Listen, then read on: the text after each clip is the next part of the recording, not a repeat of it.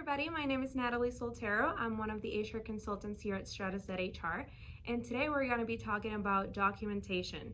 Tips and tricks on how to properly document situations whenever there's going to be employment decisions made for employees. Documentation is extremely important. It not only protects the employer, but it also shows pattern and it shows the steps that the company is taking to help those employees succeed.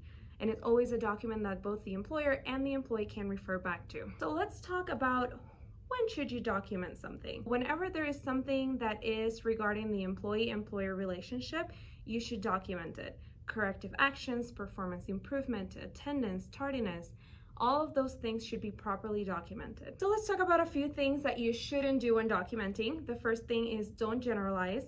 Don't use words like always or never. Whenever I'm reading documentation and I say the employee is always doing this, are they always doing it really? So make sure that you avoid some of those always, never words. Don't try to diagnose the why. Let the employee explain why they're not meeting those expectations.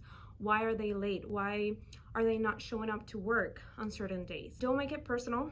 Make sure that you're focusing on the conduct, on the behavior that needs to be addressed. So let's also now talk about what you should do, right? Because we talked about what you shouldn't do when you're documenting, but now let's talk about how you should document things properly. The first thing is describe what your expectations are. And when I say that, you need to be clear when describing these expectations, right? You need to make sure that you're letting the employee know and you're setting clear expectations on when they should be arriving on time, when they should be starting their work, how their performance is not meeting the standards. The next thing is describe what needs to change and what should continue. Remember, you shouldn't always document only the negative.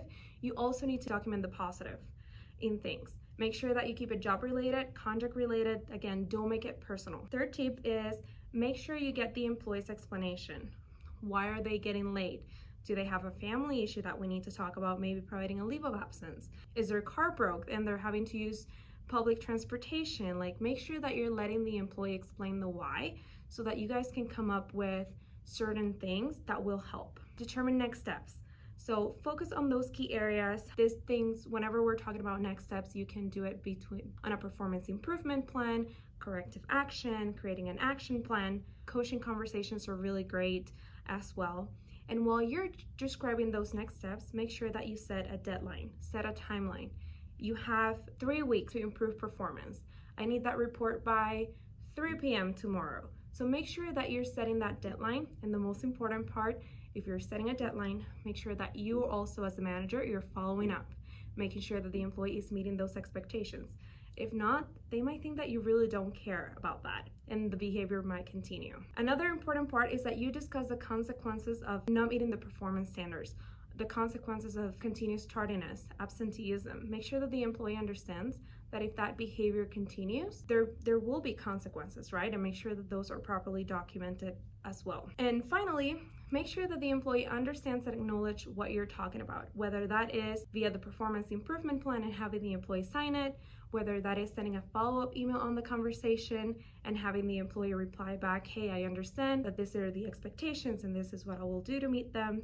So make sure that all of that is documented properly. Make sure that you send a copy to your HR rep. It's important that we have that in the employee's file.